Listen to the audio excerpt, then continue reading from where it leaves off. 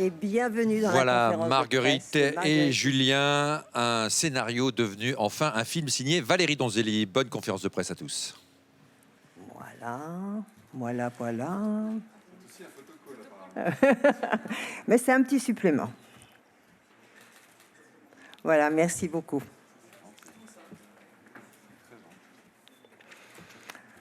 Alors, ils n'ont pas seulement produit Marguerite et Julien, ils ont accompagné ce film et l'ont aimé. Les producteurs, Ali Gérard, Édouard Veil.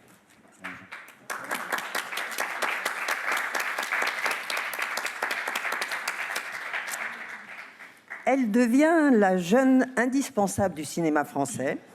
Pas moins de 8 films entre 2014 et 2015, dont le planant Bird People de Pascal Ferrand, où elle nous a fait décoller, l'irréductible Marguerite, Anaïs Desmoustiers.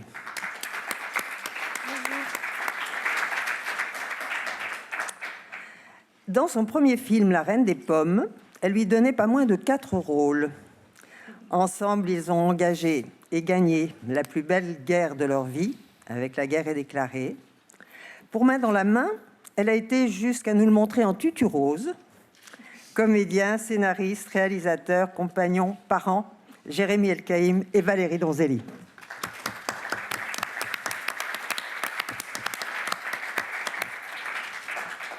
À qui je vais poser la première question. Marguerite et Julien, c'est un fait divers qui remonte à 1603, si j'ai bien compris. Mais le scénario fait aussi partie de l'histoire du cinéma, puisqu'en fait, il est de Jean Gruaud au départ et écrit pour François Truffaut. Alors, comment est-il parvenu entre vos mains ? C'est très simple. En fait, il était édité en livre, donc tout le monde peut se le procurer dans toutes les librairies. Et on me l'a offert, je l'ai lu, et voilà, j'ai découvert cette histoire que je ne connaissais pas. C'est l'histoire de Marguerite et Julien de Ravalais, qui est une histoire vraie. J'avais envie, moi, de faire un film qui ne soit pas tiré de ma vie personnelle, mais qui contienne de la vérité. Et quand j'ai lu ce scénario de Jean Gruaud, j'ai eu envie, en fait, d'en faire une adaptation, parce que j'ai tout de suite eu envie de ne pas faire une reconstitution historique, donc de ne pas chercher à en savoir plus que ce qui était dit dans le scénario de Jean Gruaud. Voilà. Et puis on en a parlé ensemble et on a trouvé que c'était assez cohérent. Ça réunissait aussi tous les thèmes qui me sont chers, l'amour impossible, la fusion, le couple, la liberté. Et j'avais envie de faire un film aussi qui soit formellement différent. Et tout ça se sentait dans cette histoire et dans ce scénario de départ. Très bien. Première question ici. Bonjour, je suis critique de films roumains. Je voudrais vous dire que, quoique nous sommes peu ici, peu nombreux, malheureusement, je vous assure que pour beaucoup de festivaliers, votre film a été un vrai coup de cœur. Merci. Vous avez réussi à faire, pas seulement, comme vous avez déclaré dans une interview que j'ai lue, un grand film populaire. Il a le souffle d'un film populaire, mais vous avez réussi aussi un exquis film d'auteur. Et ma question est, l'idée des charmants anachronismes vous est venue à quel point du développement du sujet? Et votre film, avec ou sans anachronisme, si vous les regardez, qu'est-ce que vous croyez que ces anachronismes ont apporté à votre film? Vous préférez le voir de l'hélicoptère ou pas? Alors je crois que c'était au départ un désir de aussi me détacher du scénario de Jean Gruaud, qui était plus ancré dans les faits historiques, plus d'époque. Et j'avais d'ailleurs soumis à Jérémy l'idée d'en faire une comédie musicale. Donc j'avais écrit des chansons pour tout de suite me détacher et m'approprier, en fait, voilà, pour se réapproprier l'histoire. Et puis, au fur et à mesure, les chansons ont disparu et les anachronismes, qui ne sont pas vraiment des anachronismes, parce qu'en fait, je ne voulais pas faire de film d'époque avec d'un coup une voiture ou voilà, des éléments comme ça d'une autre époque, en fait. C'est un film qui se passe dans le passé. Et je voulais inventer un univers un peu comme ça existe dans les contes ou dans les histoires qu'on nous raconte, un univers qui était celui du film. Et c'est venu progressivement au fur et à mesure de l'écriture. Voilà. On disait c'est un film de l'époque. Voilà, c'est un film de l'époque. Quand on a préparé le film, les différents chefs de poste me disaient « Mais à quelle époque ça se passe, le film ?» Je dis « C'est un film de l'époque. » Et puis oui, c'est vrai qu'il y avait l'idée, en tout cas dans les discussions qu'on avait, c'était que faire un film classique sur ce sujet, essayer de faire une reconstitution à la fois historique et d'être fidèle au fait divers lui-même, c'était peut-être objectiver un discours, c'est-à-dire tout d'un coup faire ça mettait un endroit aussi, ça mettait le sujet comme un sujet de société au fond. Et il y avait l'idée d'éviter ça, en le déplaçant, en se l'appropriant, en disant qu'au fond, il n'y avait pas d'époque. C'était tout d'un coup assumer très fort le désir de lyrisme, le désir formel de Valérie, le désir de premier degré en amour, le désir de romanesque en un mot. Bonjour. Je sais pas si ça marche. Bonjour, Émilie Olivier du Maximage. J'avais 2 questions. Ce film a un changement stylistique au niveau de la manière de filmer. Est-ce que c'était volontaire? Donc, c'est une question pour Valérie. Et je voulais savoir, par rapport à Jérémy El-Kaïm, est-ce que vous avez travaillé physiquement ou même avec des artifices pour faire plus juvénile étant donné l'âge du personnage? Là, il faut remercier la chef opératrice du film, Céline Boson, qui a fait un travail merveilleux pour effectivement me faire gagner quelques années. Non, oui, on se disait une chose à propos de Julien de Ravallet que j'interprétais, c'est il est brûlé de l'intérieur par la passion qu'il a à l'égard de sa sœur. On se disait si j'arrive loukoum, tout gros, plein de J'ai demandé un sucreries. petit régime. Voilà, donc il s'agissait d'être un petit peu plus sec, donc s'il y a eu une préparation physique, c'est surtout au fond courir un peu pour pouvoir incarner ce personnage qui nous semblait être un peu sec, un peu se brûler de passion de l'intérieur pour sa sœur. Et puis après, le travail de Céline a fait le reste. Et effectivement, moi-même, je suis assez surpris. Oui, mais d'ailleurs, je rebondis sur ce que tu dis, c'est-à-dire qu'avec Céline, quand on discutait de l'image du film, je voulais que Marguerite et Julien, on puisse sentir cette sensualité, cette fraîcheur, qu'on puisse toucher les peaux. Donc on a mélangé, en fait, on les a filmés en pellicule, par exemple. Donc ça donne comme ça un grain particulier et tout. Et la première question que vous avez posée, je ne l'ai pas comprise, en fait. Je trouvais que c'était un changement stylistique par rapport Oui. à des autres films. D'accord. Oui, complètement. Oui. Après, il y a des choses assez communes, moi je trouve, dans tous les films, mais c'est vrai qu'il y avait en tout cas la volonté de faire un film formellement différent, plus lourd aussi, d'essayer des choses de mise en scène que j'avais pas essayé auparavant. Et puis là, voilà, j'avais des moyens plus conséquents, et donc le film a vraiment été pensé quand on l'a écrit de cette façon-là. Donc tout à fait, c'était une volonté de départ. Oui. Mais d'ailleurs, il y avait une chose dont on parlait assez tôt, c'était, au fond, on est dans une époque où le lâcher-prise et le naturalisme font loi dans le cinéma, absolument partout. On sent bien que tout le monde crédite le naturalisme et l'incarnation du réel comme une chose absolue, comme l'endroit de vérité, comme l'endroit... Et au fond, il y avait le désir et l'ambition, je pense, pour Valérie, d'incarner de la vérité avec du faux, d'incarner de la vérité avec de la fiction, d'incarner de la vérité avec du cinéma. Et en fait, c'est ces questions-là qui ont prévalu sur tout le reste, absolument pendant toute la fabrication du film. Et d'ailleurs, la question de l'incarnation au cinéma, c'est la chose la plus difficile à réussir. Et c'est pas parce qu'on fait un film aujourd'hui qui se passe en 2014 dans une station-service que les personnages sont incarnés. Et donc que ce soit d'une époque contemporaine ou d'une époque ancienne, la difficulté reste la même. Et donc moi je trouve que c'est encore plus... En fait, ce qui s'est passé aussi, c'est qu'on avait, quand on discutait, on est parti d'un postulat de départ qui était une phrase de Jean Cocteau qui dit « L'histoire est du vrai qui se déforme, la légende est du faux qui s'incarne ». Et comme il n'était pas question de faire une reconstitution historique de l'histoire de Marguerite et Julien, il était plus question de parler de la légende, puisqu'ils sont devenus une légende. Il y a des récits qui ont été faits sur eux, un scénario avait déjà été écrit. Donc l'idée, c'était de s'approprier cette fameuse légende, quoi. Moi, je voudrais demander à Anaïs comment elle a pris possession de Marguerite, qui est quand même la plus déterminée. Ah oui, justement, le point d'entrée du personnage, c'était sa détermination. C'est ce que Valérie m'a dit en premier, la première fois qu'on s'est vu. Elle m'a donné le scénario et elle m'a dit, tu verras, Marguerite, c'est un personnage déterminé. Et elle m'a dit ça droit dans les yeux, avec son regard à elle qui est déterminé. Et j'ai tout de suite reçu cette énergie-là et je l'ai mise directement au service de Marguerite, qui, comme vous l'avez dit, est une jeune femme irréductible. Et c'est ça qui m'a plu. Je dirais qu'en fait, c'est Marguerite qui est venue à moi. Bizarrement, elle m'a contaminée de sa fougue, de son élan amoureux pour son frère et de son besoin d'absolu, de son besoin de se trouver, elle, dans sa vérité. Donc ça a été un personnage passionnant qui m'a complètement envahi, quoi. C'était très agréable. Pour nous aussi, merci. Mais c'est vrai que c'est une sensation moi, que j'ai pu ressentir, pour rebondir sur ce que dit Anaïs, c'est qu'on s'est retrouvé à un moment, vous savez, on a tourné dans le... Ça, c'est les choix artistiques de Valérie qui produisent des choses étonnantes dans la fabrication. On a tourné dans le véritable château dans lequel a eu lieu le fait divers. Donc le château de Tour-la-Ville, à côté de Cherbourg, et le château des Ravalais. Il se trouve que cette vérité-là, quoi qu'on en dise, quand on se met à incarner les personnages, il y a les âmes des personnages qui sont là en train de vivre parmi nous et qui laissent une trace. On ne peut pas, quand on les incarne, être complètement insensible au fait qu'ils aient vécu cette histoire-là dans les lieux dans lesquels on le tourne. Et je crois qu'à un moment, quand tu dis que c'est venu à toi, moi j'ai eu le sentiment que dans ce château, il y avait quelque chose d'à la fois éprouvant et très émouvant à être là, et il s'est agi pour nous, pour notre trio, d'aussi les laisser venir à nous, de laisser venir ces personnages, cette famille, cet enjeu, ce drame au fond qui était survenu à cette époque-là, et il n'y avait plus qu'à les aimer, à les comprendre. C'est à ça qu'on s'est attelé, je crois. D'une toute petite phrase pudique, Valérie a dit « ayant des moyens plus conséquents ». Alors je voudrais interroger Ali Gérard et Édouard Veil, comment on produit un film aussi puissant, baroque, et qui demande en effet pas mal de moyens. Ali ? Le maître mot pour nous dans ce genre de situation, c'est la cohérence. Il fallait juste trouver le budget qui soit le plus cohérent avec les ambitions de Valérie et la manière qu'elle allait avoir de fabriquer ce film.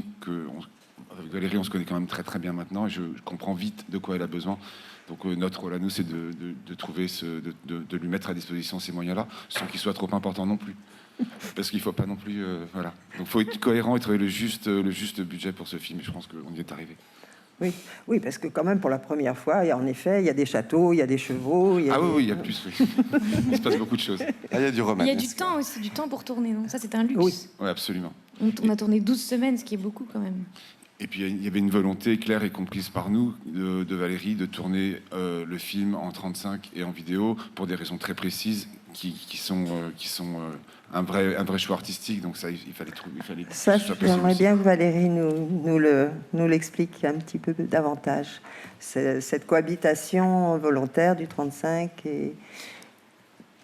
Alors, le film, j'avais envie de faire un film qui soit atypique visuellement aussi, donc qui emprunte des choses d'une façon un peu ancienne de faire des films avec la pellicule et plus moderne avec le numérique pour pouvoir essayer des choses à l'étalonnage, pour pouvoir voilà.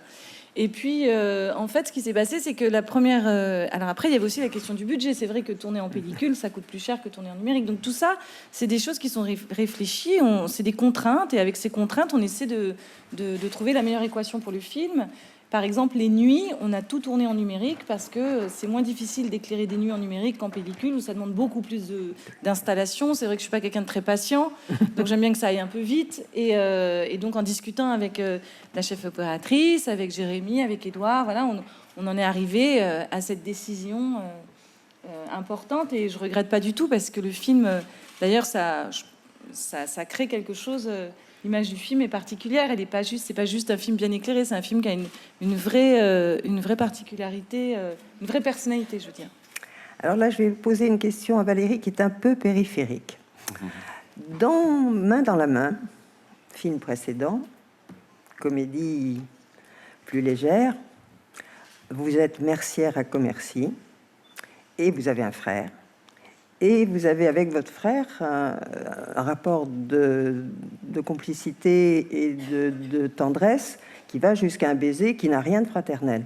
Donc, est-ce que cette idée de l'inceste et des rapports particulièrement passionnés entre un frère et une sœur, c'est quelque chose qui, avant même la découverte du scénario de Gruau, était parmi les sujets qui vous intéressaient ? Non, pas tellement, en fait. Je crois que ce qui m'intéresse, c'est l'amour un peu décalé, quoi. Pour ce qui est de Main dans la main, le personnage de Véro et de Joachim, c'est des enfants qui sont orphelins. C'est particulier de ne pas avoir ses parents et tout ça, j'imagine, un frère et une sœur orphelins. Voilà, ils ont un lien particulier et la façon qu'elle a de l'embrasser, d'ailleurs, est très chaste. Et je me suis souvenu que souvent dans les films américains, les parents embrassent leur enfant sur la bouche. Donc c'est un truc très culturel aussi. En France, on fait pas beaucoup ça. Aux États-Unis, ils le font tout le temps. Bon, ça choque personne. Voilà. Et là, je me suis, pour Main dans la main, c'était ça l'idée. C'était un baiser. Bien sûr que c'est décalé, mais il n'y avait pas plus, il y avait pas d'inceste dans le sens, il n'y avait pas de passage à l'acte Non, vraiment. bien sûr. Là, c'est très différent. Il y a la question de l'inceste parce qu'il y a la question de l'amour impossible. Mais la question de l'inceste en soi ne m'intéresse pas plus que ça. Ce qui m'intéresse, c'est la question de l'amour impossible. Qu'est-ce qu'on fait d'un désir encombrant? Qu'est-ce qu'on fait d'une histoire qu'on ne peut pas vivre? Est-ce qu'on va jusqu'à la vivre, quitte à en mourir? Est-ce qu'on contrôle ça? Et c'était un peu l'idée de traiter ça comme une maladie. J'en parlais à Jérémy, je lui disais, je voudrais qu'on traite ça comme une maladie, comme quelque chose qui les dépasse, en fait, et qui contamine toute une famille. Oui, ce qui est passionnant, c'est que effectivement, lui reconnaît l'interdit, mais pas elle, jamais. Et c'est ça qui est beau. C'est-à-dire que pour elle, c'est tellement évident que rien ne peut la faire changer d'avis. Oui, parce qu'en fait, le personnage de Marguerite, moi, ce qui m'intéressait aussi, c'était de faire un personnage un peu féministe. C'est-à-dire que c'est une fille, on lui propose rien d'autre. On la marie avec quelqu'un qu'elle aime pas. Enfin voilà, il faut savoir que à l'époque où s'est passé l'histoire de Marguerite et Julien, je m'embrouille, pardon. Ils ont été condamnés à mort pour inceste, mais surtout pour adultère, parce que la femme était la propriété de son mari. Ça, c'était quand même une question qui m'intéressait, et donc je voulais que Marguerite, elle remet pas en cause cet amour, d'abord parce qu'elle ne connaît rien d'autre, elle est restée au château, elle n'a pas eu le droit de faire des études, elle n'a pas eu le droit de partir, de voyager, de découvrir des choses. Donc elle est restée enfermée dans ce château, donc elle est restée avec cet amour d'enfance. Julien, lui, il a éprouvé son désir. Il y a la petite femme au portrait dans le médaillon, on ne sait pas ce qui s'est passé avec elle, mais probablement quelque chose. Donc ils ne sont pas au même niveau dans leur rapport et dans leur découverte du désir. Marguerite, elle le découvre plus tard, et Julien, lui, il le sait, donc il n'aime pas l'innocence de Marguerite. Ouais. Et c'est ce qui nous intéressait aussi, c'était pas de raconter une histoire d'amour avec un début, un milieu et une fin, de raconter l'histoire d'un amour déjà acquis, qui démarre de l'enfance, mais qui, en grandissant, devient autre chose et devient un problème. Par le biais du désir qui naît entre eux. Au fond, c'est drôle, c'est comme si l'impossibilité de l'amour entre eux n'est pas induite par l'ADN de la relation. C'est que au fond, il y a des histoires qui en elles contiennent cette impossibilité. Ça crée comme ça des passions un peu morbides dans lesquelles on y va presque pour se faire du mal. Au fond, eux, sans cet interdit de la loi des hommes, cette histoire serait presque, au fond, presque ennuyeuse. Elle aurait presque un truc.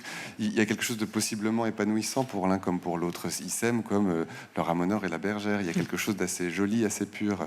Et on voit bien que nous, c'était presque une question qu'on se posait. Alors, mais il y avait évidemment je pense, le film qui est assez solaire, je pense, ne cherche pas ni évidemment à faire l'apologie de quoi que ce soit, ni même à réprouver. On n'aborde pas le sujet comme un sujet de société.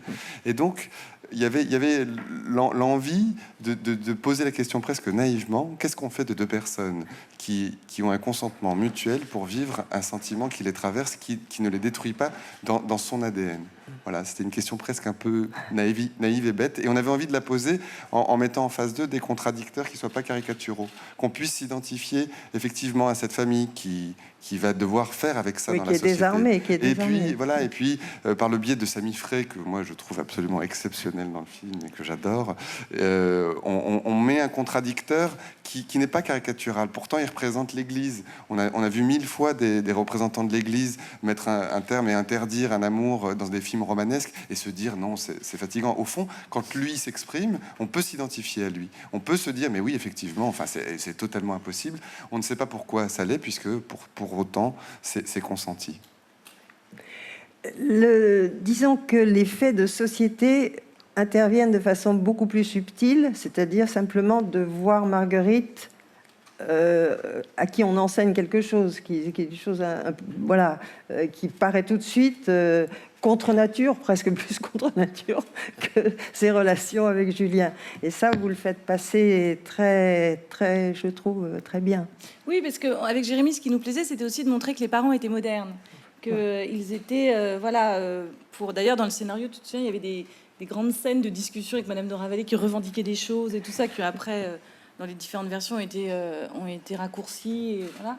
Mais c'est vrai qu'on avait envie de montrer que c'était des parents qui avaient une vision du monde qui était moderne, politique. Et donc Marguerite, effectivement, suit les cours, parce qu'elle avait le droit de lire. Madame de Ravalais trouvait normal que... Oui, c'est ce qui était exorbitant. D'ailleurs, elle en parle après, quand elle dit « la connaissance, ça aide à vivre ». Et c'est quelque chose auquel je crois très fort. Et pour Marguerite, c'est son seul espace de liberté, c'est la lecture. Ouais. On sent que c'est une jeune fille qui a été effectivement enfermée et qui a cultivé un imaginaire poétique, romanesque, et qui se rêve en grande héroïne de sa vie, de sa propre vie. Ce qu'elle devient malgré elle.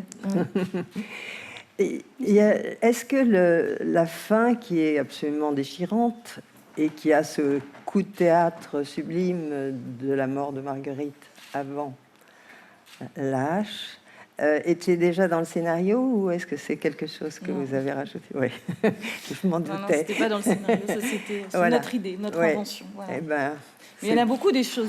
Le scénario qu'on a écrit avec Jérémy est quand même très différent du scénario de Jean. Mais d'ailleurs, ça s'est fait avec Jean Gruaud. C'est que Valérie était quasiment toutes les semaines en lien avec lui. Elle lui faisait lire.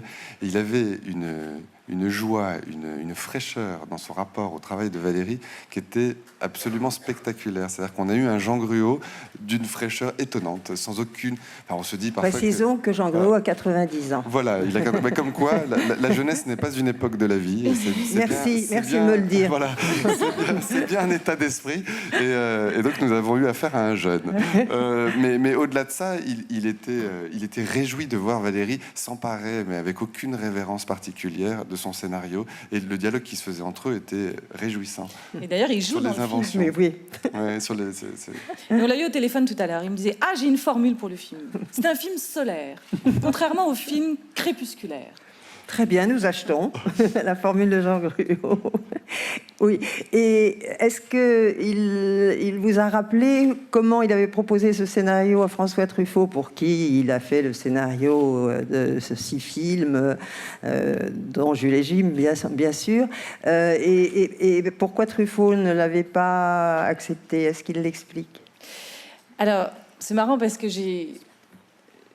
Jean Gruaud n'a pas pu venir à Cannes parce que voilà, il a 90 ans, que c'est fatigant et tout. Et je lui ai dit: s'il y a des questions, est-ce que je peux vous appeler par téléphone? Il m'a dit: ah bah oui, bien sûr, j'y répondrai volontiers. Je crois que ça marcherait pas si on le fait. Non, je crois que techniquement, mais cette question-là, oui. J'ai la réponse. Très bien, parce Valérie. que nous en avons parlé souvent. Oui. Et donc Truffaut, en fait, ce qui s'est passé, c'est que quand ils sont partis faire Les Deux Anglaises et le continent, dans la tournée dans la région du Cotentin, Jean Gruaud a entendu parler de cette histoire de Marguerite et Julien. Il s'y est intéressé. Et avec Suzanne Schiffman, ils se sont dit: tiens, ça ferait une histoire géniale, une histoire romanesque géniale, et ça plairait à François. Donc, ils ont commencé à écrire, ils en ont parlé à François Truffaut, qui a dit: ah oui, écrivez, allez-y. Ils ont commencé à écrire, etc.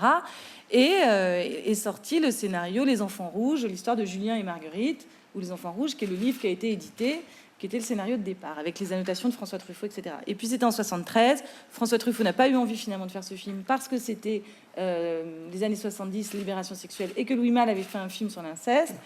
Et ensuite, l'autre chose, encore plus importante, c'est que le film se passait au XVIe siècle, et que en fait ça saoulait François Truffaut cette époque-là. Lui, il aimait bien le 19e, mais alors au-delà de ça n'intéressait pas du tout. Il avait dit: ça me saoule. Non, mais Jean Gruaud m'a dit: oh, ça le barbait. Voilà. Ce que je comprends très bien. Très bien. L'idée de faire un film de cette entièrement époque, d'un coup, empesé en costume, oui. Voilà. Très bien. Bonjour, Colette Khalaf de L'Orient le Jour, Liban. Je voulais vous demander d'abord, je voulais vous poser 2 questions. D'abord, comment se passe le travail à 2?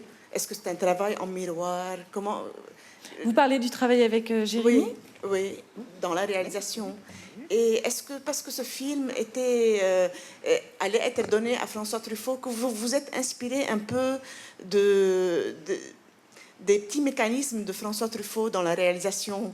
Je sais pas, moi ça m'a fait penser à L'Enfant sauvage, ces petits fondus en... La fermeture à l'iris. Oui, voilà, je savais pas comment on les appelait. Oui, alors après moi j'aime bien les choses un peu ludiques et tout ça. Dans La Reine des Pommes, il y en avait beaucoup, des fermetures à l'iris. Mais pour ce qui est de notre collaboration, Jérémy, c'est quelqu'un qui m'a autorisé à faire du cinéma. Donc ça a été la première chose en fait. Moi j'y aurais pas forcément pensé. Donc il m'a autorisé à faire ça. Et puis je sais pas, c'est une espèce d'équilibre un peu parfait, puisqu'on est très différents et assez complémentaires. Donc j'ai confiance en lui, j'ai confiance en son regard, en son intelligence, en ses goûts. Et je pense que on est assez voilà, c'est un peu comme un Bluetooth en fait. Il pourrait finir des phrases que je commence. Et puis il est un peu mon gendarme parce que moi j'ai pas forcément voilà, je suis plus comme ça dans l'inconscient des choses mais c'est des discussions, Alors quand elle dit autoriser, je ne lui autorise et ne lui interdis rien. Ce qu'elle veut dire, c'est que j'y ai cru. J'ai assez rapidement perçu qu'il était possible chez elle et qu'elle avait le talent pour mettre en scène des films et que je sentais chez elle une artiste. Et d'ailleurs, c'est drôle parce que c'est venu progressivement. D'abord, je pense, parce que je trouvais qu'elle cuisinait bien. Et donc je me disais, tiens, c'est marrant, avec trois ingrédients dans un frigo, au fond, elle arrive à faire quelque chose d'intéressant et de personnel. D'ailleurs, j'ouvrirai un restaurant. Oui, il faudrait. Et en fait, le parallèle, la métaphore est un peu cavalière, mais malgré tout, elle est intéressante parce que c'est un petit peu comme une recette. On se dirait que le cinéma, au fond, il y a quand même malgré tout des recettes. On sent bien qu'il y a des façons de faire. C'est souvent même des entreprises de normalisation. Il y a une technique un peu au cinéma. Et je crois que Valérie, ce qu'elle a de force, c'est qu'elle essaye réellement, sincèrement, de bien répondre à la question qui est posée par la demande de fabrication d'un film. Au fond, qu'est-ce qu'on doit faire pour faire... Il faut faire un casting, un plan de travail, enfin, toutes les étapes de fabrication d'un film. Mais elle réussit naturellement, presque au fond par nature, à déjouer tout ce que ça peut avoir d'empesé, tout ce que ça peut avoir de lourd, d'aliénant. Et au fond... alors qu'elle voudrait, elle se rêve comme une absolue obéissante, il n'y a aucune posture là-dedans, et ben elle désobéit. Mais quand je dis il n'y a aucune posture, c'est que souvent on se dit que qu'il peut y avoir chez les metteurs en scène un calcul, qu'il y a un calcul dans la façon de désobéir. On se dit que ça peut être une provocation dans ces chemins de traverse quand elle est dans... Moi je vois bien qu'il y a des choix qu'elle fait que je ne ferai pas, qui sont incroyable, étonnant, risqué, terriblement risqué, et je la vois les tenir parce que c'est elle, parce que l'idée c'est d'être le plus proche de soi, et que au fond, au moment de se poser la question de cristalliser les idées d'un film, qu'est-ce qu'on a d'autre à faire quand on est un metteur en scène que d'essayer d'être le plus proche de soi, et que ce soit conscient ou inconscient, c'est le travail de Valérie. Et parfois, c'est comme si un petit peu j'accompagnais quelqu'un qui cherche toujours à dire les choses clairement, mais qui a un bégaiement. Et au fond, ce bégaiement, c'est elle, et c'est ce qui fait l'intérêt de ces films. Et quand on est... Je peux rajouter quelque chose ? Oh oui, Quand on est acteur, c'est particulier de découvrir cette collaboration entre Jérémy et Valérie. Et moi, j'ai trouvé que c'était magnifique d'assister à ça, de voir à quel point ils sont très différents et à quel point, en même temps, ils sont extrêmement complémentaires et se nourrissent l'un l'autre dans le travail. C'est très agréable pour un acteur d'avoir comme ça aussi deux personnes à qui s'adresser, et puis d'avoir un partenaire de jeu qui est encore plus investi dans le projet qu'un acteur lambda. En fait, ce dont on parle depuis tout à l'heure, c'est que Valérie est une cinéaste très très libre. Et en fait, ça contamine tout le plateau, et je trouve que ça contamine le film. Il y a un élan dans le film qui est en fait la liberté de cette femme. Et moi, mon personnage est une jeune femme qui a besoin de liberté, qui a besoin de faire exploser un cadre et qui a besoin de vivre sa vie à elle. Et je sais que c'est cette singularité-là, c'est la singularité de Valérie. Et ça, c'est extrêmement rare. Et pour moi, c'est l'essence même d'un cinéaste. En fait, c'est de dire, c'est mon film, c'est ça que je veux, c'est moi. Elle est très libre. On l'aime bien, on l'aime bien. Hein. Oui, très. Question. Et bonjour, c'est une question qui vient du Japon. Et la question pour le producteur, Monsieur Edouard Rivière. Je crois que ce film est très libre. Est-ce que le financement du film a-t-il difficile ou bien maintenant, avec le nom de Valérie Donzelli, c'était plutôt facile Bonjour. Il n'y a aucun film, par essence, il n'y a aucun film facile à financer. C'est chaque fois un chemin délicat, il faut trouver les bons partenaires. Mais Valérie, oui, commence à avoir un nom de réalisatrice. Jérémy, Anaïs, et puis avec Valérie, on commence à former, on a une histoire, puisque c'est notre 3e film ensemble. Donc, il y a une forme de confiance qui s'opère de manière naturelle de la part des partenaires qui sont souvent les mêmes pour ces films. Et donc ça a été, oui, pas simple, mais ça a été. Voilà.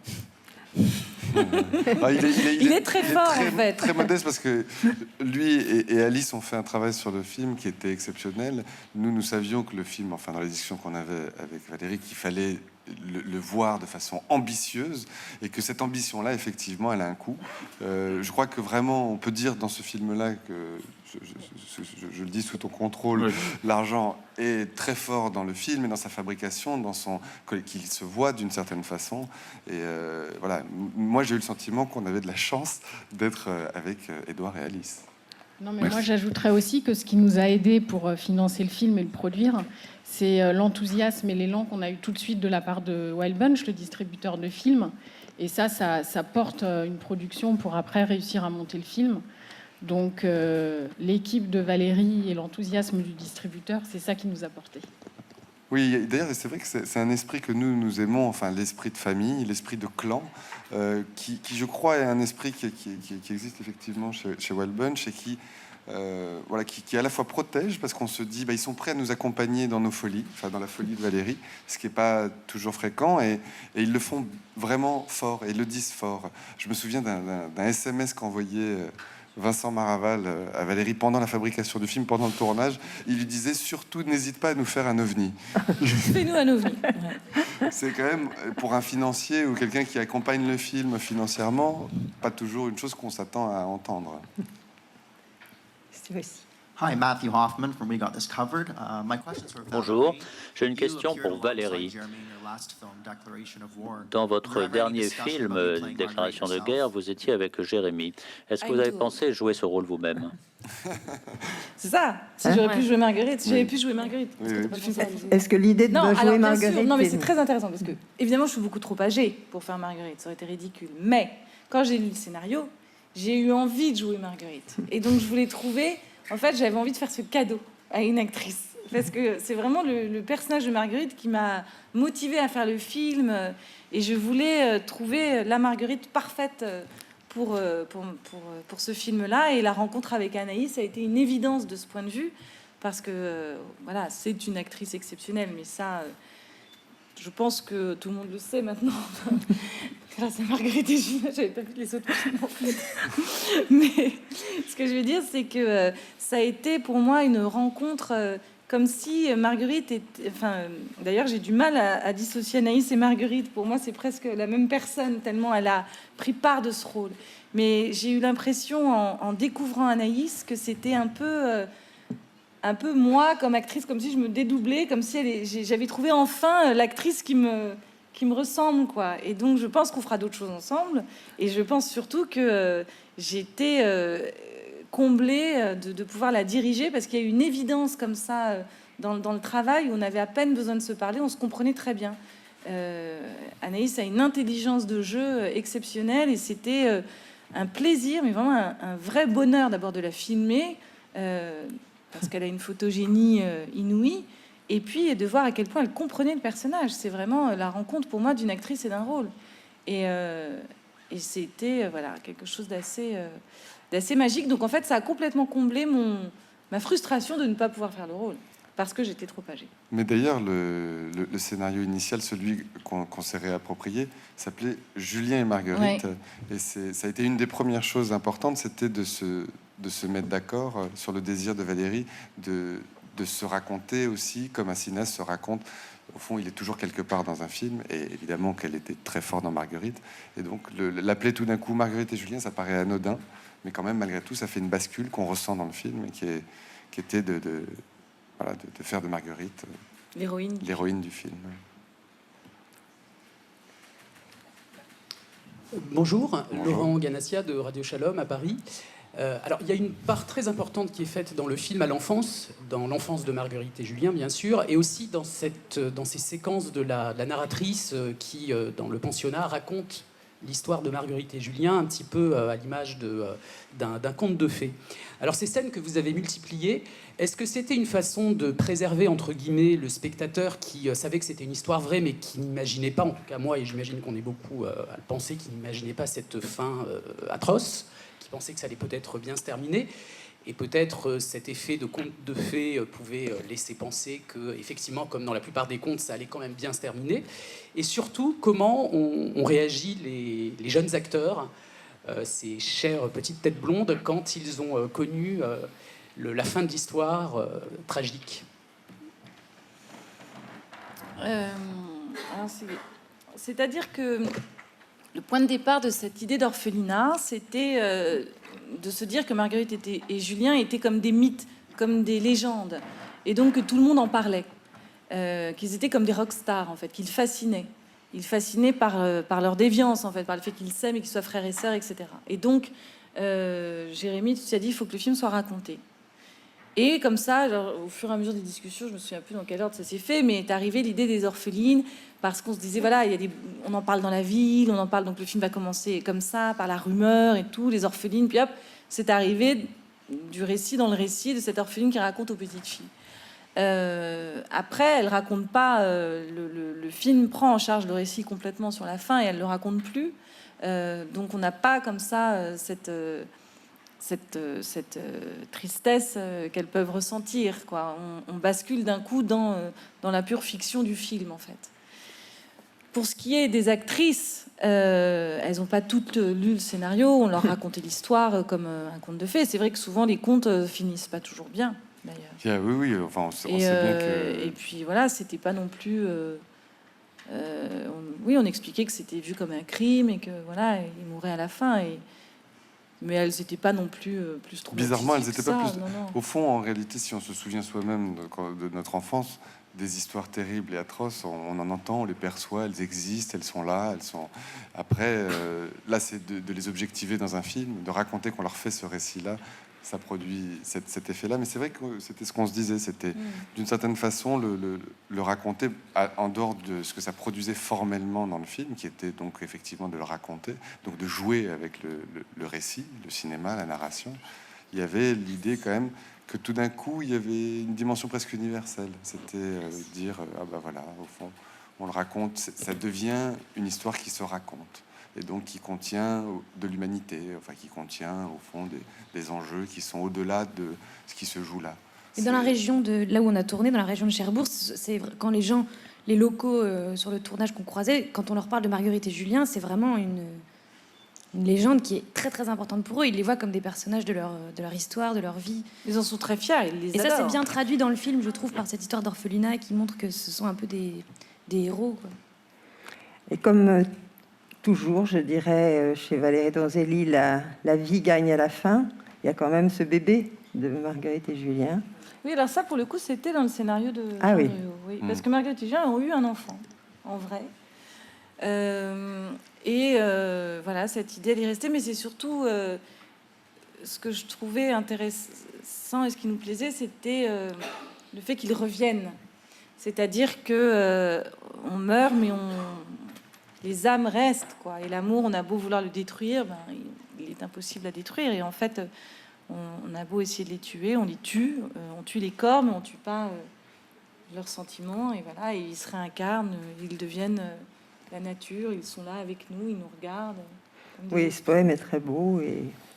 Alors, une dernière question. On a parlé tout à l'heure d'anachronisme. Je trouve pas du tout que le mélange des époques soit anachronique. C'est-à-dire que c'est un grand tout de cet amour qui se perpétue, qui nous envahit. Et sur le plan purement technique des tournages, des costumes, ça pose quand même des problèmes de chronologie. Comment ça s'est installé, ça, sur le tournage même? Mais c'était pas facile parce qu'on se posait beaucoup la question de savoir est-ce que ça va, mais ça va pas faire trop. Mais c'est vraiment une C'était presque question. intuitif. Oui, c'est très intuitif en fait. Hein. C'est des choses qui se sont mises en place comme ça. Pourquoi est-ce que d'un coup une voiture ça marche avec une calèche? Avec une calèche. Et puis pourquoi deux voitures ça va faire bizarre? Et puis l'hélicoptère, lequel choisir Mais malgré tout, ça a commencé très très tôt. Ouais. Il y a eu des discussions, il y a eu des réunions évidemment avec l'équipe technique du film. Et les discussions moi, auxquelles j'ai pu assister, où je voyais Valérie et le décorateur, Manu Chauvigny, ou Valérie et la costumière, Elisabeth Méhu, ou avec Céline Boson, la chef opératrice, ou même avec les ingénieurs du son. Au fond, il y a eu tout de suite, cette question-là était au centre de tout pendant la préparation. Et donc, bizarrement, c'est presque au bout d'un moment, on se disait oui, non, ça marche, ça marche pas. Il n'y avait pas l'envie de tomber. Au fond, il y a aussi qu'on arrive après plein de films de reconstitution historique, après plein de films qui ont joué avec les époques, avec l'idée qu'on se fait des anachronismes. Effectivement, vous avez raison, il n'y a pas d'anachronisme puisqu'il n'y a pas de désir de restituer une époque précise. Donc, au fond, c'est inventer plutôt un univers. Il y a plein de choses que vous voulez éviter, je pense, Valérie, qui était le côté médiéval, des films médiévaux, d'en faire quelque chose de moderne, au fond, encore une fois, de se l'approprier. Mais ce qui s'est passé d'assez touchant, c'est que progressivement, cette équipe qui était pleine d'interrogations pendant les premières lectures du scénario s'est mis à comprendre qu'est-ce qui pouvait passer ou non, qu'est-ce qu'ils allaient réussir à placer dans le décor, ne serait-ce que ça. Il y a un accessoiriste qui s'appelle Irek qui était absolument merveilleux, parce qu'au bout d'un moment, il a dit, voilà, cette lampe, je sais qu'elle ira dans le décor. Celle-ci, je sais qu'elle n'ira pas dans le décor. Et il avait tout d'un coup compris qu'est-ce qui pouvait passer ou non au fur et à mesure. Mais donc, voilà, c'est vrai que c'est dur à décrire, mais c'était un travail intuitif. Être dans la tête de Valérie, c'est pas toujours simple. Oui, parce que moi, je voyais les choses, mais c'est difficile de donner des références quand il n'y en a pas. Donc ça a été vraiment... et c'est aussi insécurisant. Parce qu'on se dit, est-ce qu'on fait pas n'importe quoi? Parce que ça Forcément, s'invente au fur et à mesure. Ça s'invente au fur et à mesure. Mais je crois que quand on regarde le film, on se pose pas la question d'ailleurs. Il y a presque une unité, étrangement. Eh bien, je vous remercie et longue vie à Marguerite et Julien. Merci beaucoup. Merci.